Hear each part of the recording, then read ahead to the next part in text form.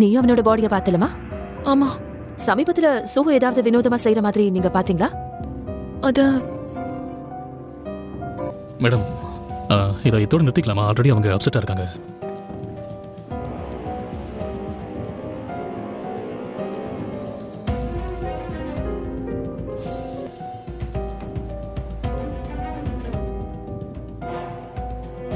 உங்ககிட்ட இதை எப்படி சொல்றதுன்னு தெரியல.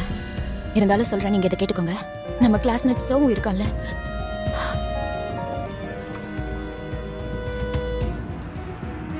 செத்ததுக்கு அப்புறம் எல்லாரும் எங்க போவாங்க? ஆ, செத்ததுக்கு அப்புறம் எப்படி இருக்கும்? எதுக்கு இப்படி பேசிட்டு இருக்க? லீசும் ரொம்ப அமைதியா இருந்தா, நல்ல பையனா இருந்தா. பேஜோன், நீ